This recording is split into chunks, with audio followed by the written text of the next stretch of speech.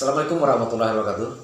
Ya, hai sahabat channel Best Rizal. Ya, ketemu lagi dalam segmen malam ini, yaitu malam Jumat. Ya, kita mencoba segmen horor. Ya, setiap malam Jumat kita akan menayangkan segmen-segmen horor. Jangan sampai dilewatkan.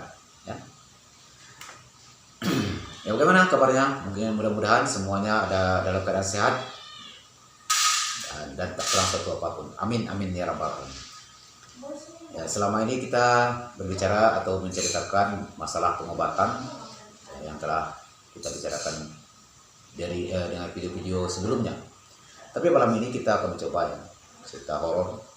Ya, itu yang saya alami sendiri, bukan cerita kiriman.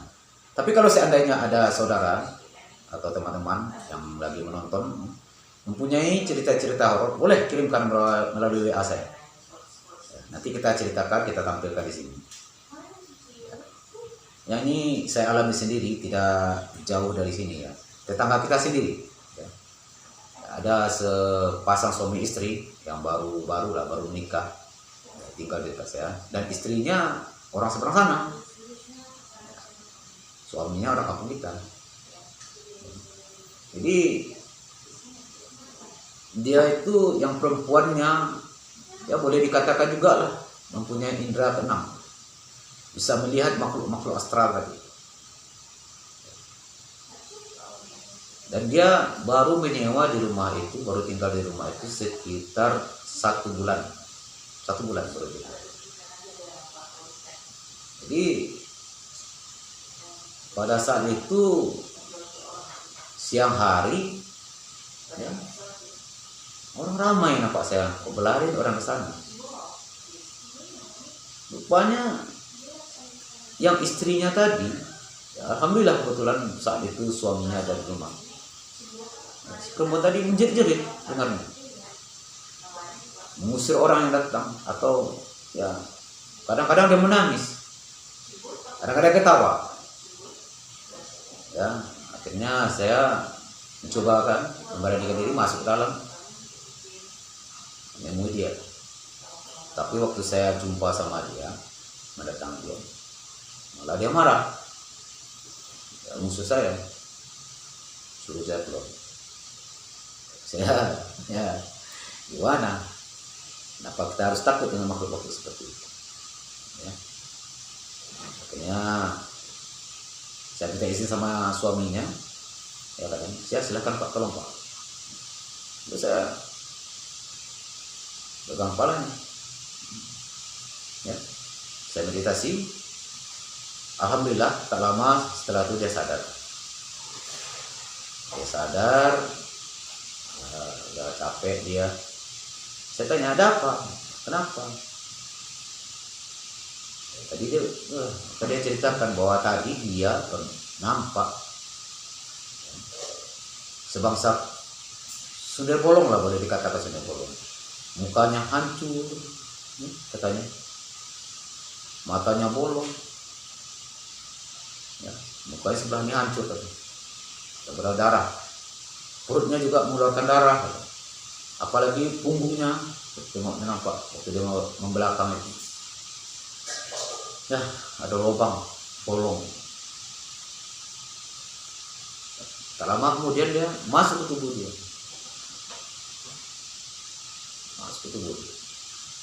Akhirnya itulah tadi itu, sampai dia mungkin ada sekitar 1 jam dia menjadi. Setelah saya keluarkan, saya protek, ya, saya bakar diri dia, saya pulang aman. Tapi sekitar jam 11 malam, ya sekitar jam 11 malam, lebih sedikit, hampir jam 12. Datang lagi suaminya, lari dari rumah. Bang, apa? Aduh bang, istriku kemasukan lagi, kesurupan lagi dia kan. Ya, dengan apa? Tidak mengambil apa lama-lama, saya datangi dia. Tapi apa yang dilihat di sana? Sungguh sangat mengerikan, ya, sungguh sangat mengerikan. Dia memegang pisau, ya, ini mengenai suaminya. Suaminya itu jual daging di pasar. Jadi pisau tadi itu dibawa pulang, ya, pisau untuk motong daging itu yang panjang itu udah berada di perut. Di waktu aku mau mendekat, jangan mendekat. Kalau saya tengok pisau ini udah berada di perutnya, pergi ya, jangan mendekat. Astagfirullahaladzim, ya Allah, apa ini? Ini siapa sebenarnya ini? Saya tanya gitu, ini siapa sebenarnya? Apa yang punya badan? Apa kamu yang masuk ke dalam badan ini? Saya yang masuk ke badan ini. Jangan coba-coba ganggu saya. Saya tidak mengganggu kamu, tapi perbuatan kamu seperti ini udah berbahaya sekali bagi nyawa orang ini, bagi nyawa anak ini. Tolong lepaskan pisau ini. Tidak. Dia harus mati. Dia harus ikut dengan saya. Dia harus merasakan penderitaan seperti saya. Emangnya ada apa? Ada apa? Marah sama saya. Pokoknya dia harus mati. Jadi tidak berserang lama. Suaminya takut. Bukannya suaminya tuh mendekati istrinya untuk merebut pisaunya. Tidak. Takut. Saya pun juga agak sedikit takut. Mana tahu ya, kalau seandainya nanti pisau itu ditusukkan ke perutnya, apa yang terjadi? Di jantungnya, dekat jantung hatinya, pisaunya taruh. Ya sambil baring dia. Ya. Karena udah menengok seperti itu, ya saya tangkap aja langsung. Kami tarik pisaunya, alhamdulillah Allah memberi pertolongannya. Tidak terjadi ya apa-apa, luka pun tidak ada. Saya rebut pisau. Lalu ya saya meditasi lagi, saya coba mengeluarkan dia lagi. Ya, alhamdulillah dia keluar. Saya bicara sama dia lagi, ada apa? Jangan bengong, jangan kosong, jangan bingung-bingung. Harus fokus kita. Ingat pada Allah. Ya itulah katanya. Gimana Pak katanya? Ya dia tuh datang tiba-tiba aja katanya. Langsung masuk tubuh saya. Jadi sebetulnya dia yang bercerita, ya, yang masuk ke tadi bercerita sebelum dia sudah beberapa hari sebelum dia kemasukan itu, ya, makhluk itu udah bercerita sama dia, udah memberitahu bahwa dia itu ada dan ada yang mau disampaikan kepada anak itu, tapi anak itu tidak melaksanakan permintaan dari makhluk tadi. Gitu. Jadi saya tanya, oh jadi sebelum ini kamu udah pernah apa juga sama dia, berinteraksi juga, bicara sama dia? Udah Pak, dia bicara sama saya, tidak melalui mimpi Pak, tapi nyata rasa bagi saya. Ya. Apa katanya? Ya katanya dia minta dikuburkan dengan layak. Loh, mana bisa? Siapa dia kita tidak tahu, macam mana kita menguburkan dia secara layak. Ya itu permintaan dia. Katanya dia adalah korban dari pemerkosaan, ya, pada zaman penjajahan dulu. Dia diperkosa oleh para penjajah zaman Jepang kalau. Ya. Akhirnya ya, dibunuh dan mayatnya dibuang di tempat daerah itu. Waktu itu di sini nih kalau orang cerita ini adalah hutan, rawa. Tidak ada satupun rumah. Tempat saya ini tempat baru, daerah baru dibuka. Emang iya, daerah ini dulunya hutan besar. Yes. Jadi dibuang, mayat itu dibuang di tempat rumah itu berada. Jadi orang-orang yang bangun rumah itu tidak tahu apa hal yang terjadi di sana dahulunya. Jadi dia bilang bahwa dia itu korban pemerkosaan dari para penjajah dahulu, sampai dia dibunuh dan dibuang mayatnya di situ. Jadi dia minta dikuburkan dengan layak. Ya kalau dikuburkan dengan layak tentu kita tidak bisa. Tapi kita hanya bisa mendoakan para arwah tadi. Ya dengan itu. Memberikan dia doa, memberikan dia Al-Fatihah. Semoga ya, arwah tadi itu tenang dia dalam sana. Semoga Allah menerima arwah ini ya di tempat yang selayaknya. Hanya itu kita yang bisa lakukan. Tapi kalau untuk menguburkan terus terang nggak bisa. Ya akhirnya aku mediasi sendiri, panggil dia arwah tadi datang, tapi tidak masuk ke dalam tubuh anak itu. Ya di sanalah saya bilang bahwa kami ya, sekiranya kami salah, ada kesalahan sampai di situ marah terhadap anak ini. Bukan kami tidak tampak, tidak tahu siapa yang di sini. Kalau tidak seperti ini, mungkin kami tidak mengetahui. Ya sekiranya kalau ya minta dikuburkan dengan layak, kami memang tidak bisa. Tapi dengan ini kami akan mendoakan, akan memberikan doa Al-Fatihah, semoga Allah menerima arwahnya di sisi Allah Subhanahu wa taala. Dan itu ya kita akan bacakan Al-Fatihah, kita bacakan Al-Fatihah bersama-sama. Alhamdulillah. Jasad itu hilang, rumah itu lalu kita protek dengan menggunakan jeruk purut, ya, dengan azan, sholat 2 rakaat, lalu dia berzikir di situ, lalu diprotek rumah. Akhirnya alhamdulillah sampai saat sekarang ini ya tidak ada gangguan lagi di rumah. Itulah. Jadi makhluk astral ini sebetulnya dia mau masuk ke tubuh seseorang itu, ya, dia mau menyampaikan sesuatu, ada permintaan. Bagaimana dia matinya dulu diceritakan.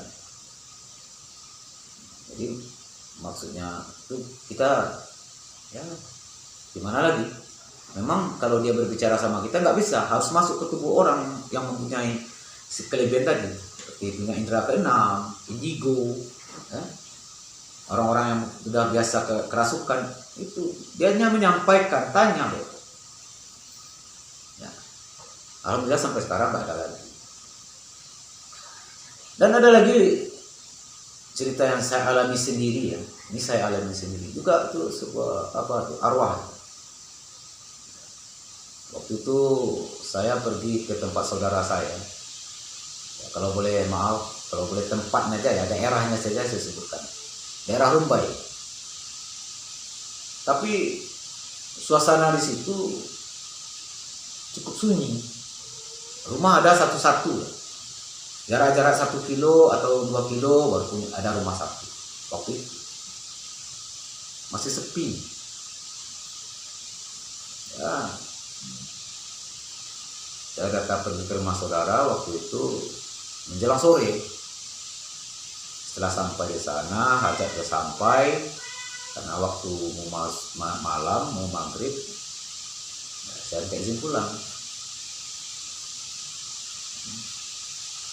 Ya, di waktu pulang itulah saya melewati di sana tuh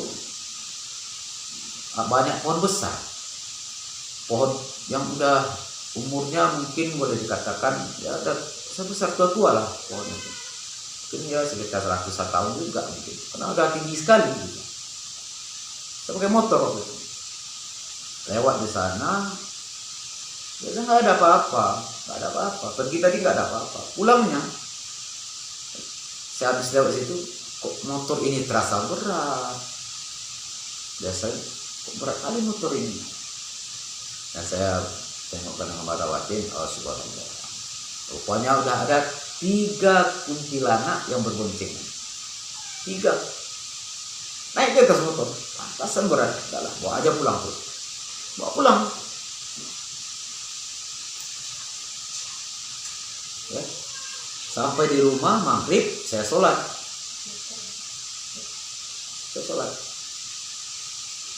Ya. Zikir. Di dalam keadaan zikir tadi, ya, saya mendengar, ya, di dapur bunyi suara yang piring pecah, gelas pecah, ya, kayak dibanting. Wah, saya lanjutkan aja terus kita. Ya. Tapi setelah saya siap berzikir, saya tengok ke dapur, saya lari ke belakang, ada apa? Ada kucing atau apa yang memecahkan piring. Tapi anehnya, tak ada satupun piring yang pecah. Tak ada satupun piring yang jatuh, gelas yang jatuh. Ya. Nggak ada. Semuanya tertata rapi, tetap di tempatnya. Wah, ini udah lain nih, udah mulai action deh ini. Ada apa sebenarnya? Nah, akhirnya saya kembali lagi, duduk lagi, saya bersemedi lagi. Ya. Saya panggil, saya meditasi. Gak datang dia, duduk dia. 3 orang, semuanya kunti, dengan muka yang hancur, ya, dengan hidungnya nggak ada lagi, matanya bolong, ya, dan ini ada darah mengalir, ya. Kalau mungkin menakutkan sekali, ya. Tapi ya gimana, memang itu udah tugas kita. Datang 3-3-nya, jadi ada apa? Kamu pasti tadi yang ikuti dari pohon besar tadi kan? Ya kan? Ada apa? Lalu dia bercerita bahwa dia itu juga korban dari zaman penjajahan dulu. 3 orang itu adalah kakak beradik, 2 orang kakak beradik dan satunya temannya. Bahkan dia bisa menyebutkan nama dia. Dia korban dari pemerkosaan juga, dibunuh dan dibuang di rawa-rawa itu mayat. Ya, banyak. Saya tanya lagi. Jadi kamu kakak beradik, dan satu lagi teman kamu, iya. Bahkan dia sebutkan namanya. Satu Rika, ya, kakaknya Rika, adiknya Rani, dan temannya itu Santi. Gitu. 3-3-nya. Jadi apa permintaannya? Apa kemauannya?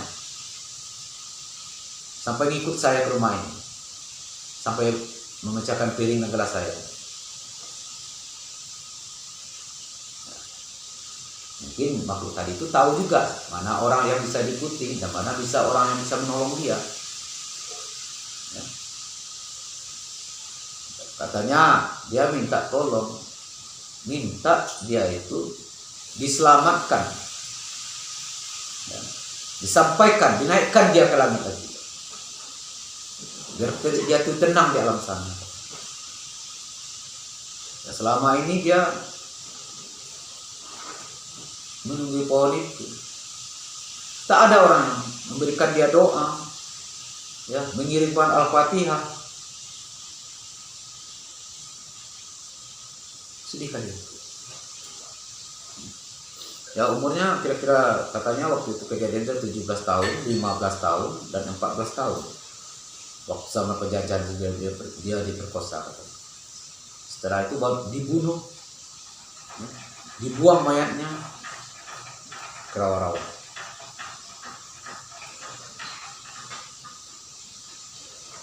Ya setelah itu ya saya semedi, saya kirimkan Al-Fatihah, saya doakan ya, semoga Allah menerima ketiga arwah tadi ya, dan menempatkannya pada tempat yang layak di sisi Allah.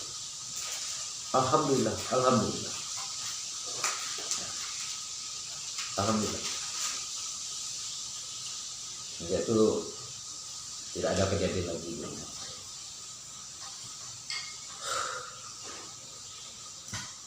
Lah, jadi kita sebagai manusia yang masih diberi kesempatan hidup di dunia ini, jangan sampai kita melupakan pada orang-orang yang telah mendahului kita, memberikan doa, mengirimkan Al-Fatihah agar beliau bisa tenang di alam sana. Hanya doa yang diharapkan, hanya Al-Fatihah, doa. Itu yang diharapkan oleh para arwah tadi. Kita akan tahu amal yang bisa dibawa, yang bisa ibaratnya menolong kita nanti di akhiratnya 3. Yang pertama ilmu yang bermanfaat. Yang kedua sedekah jariah. Dan ketiga adalah doa-doa dari anak yang soleh. Siapa anak soleh itu? Bukan anak kita, tetapi anak yang soleh itu anak orang lain juga bisa. Anak yang soleh, bukan anak-anak kita aja.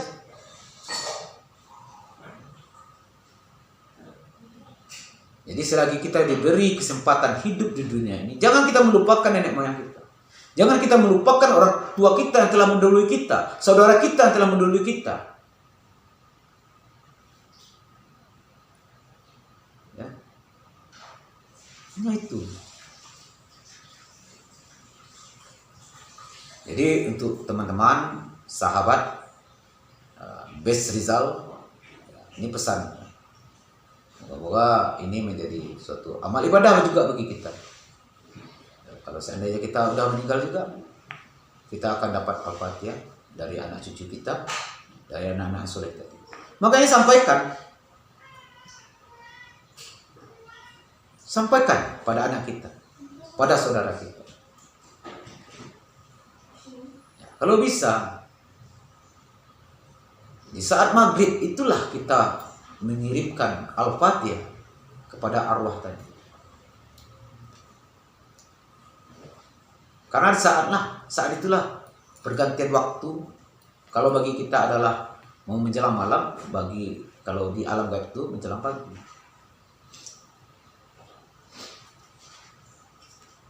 Jadi mudah-mudahan ya, video kali ini sangat bermanfaat sekali bagi kita semua. Ya, bagi sahabat-sahabat Best Rizal yang menonton ini. Ya, jangan lupa untuk memberikan Al-Fatihah dan doa kepada ibu bapak kita, kepada adik-adik kita, saudara kita yang telah mendahului kita. Semoga beliau mendapat tempat yang layak di sisi Allah Subhanahu wa taala. Amin amin ya rabbal alamin. Hanya sampai di sini dulu ceritanya. Jumat depan kita akan sambung kembali. Jadi jangan lupa ya. Tonton terus.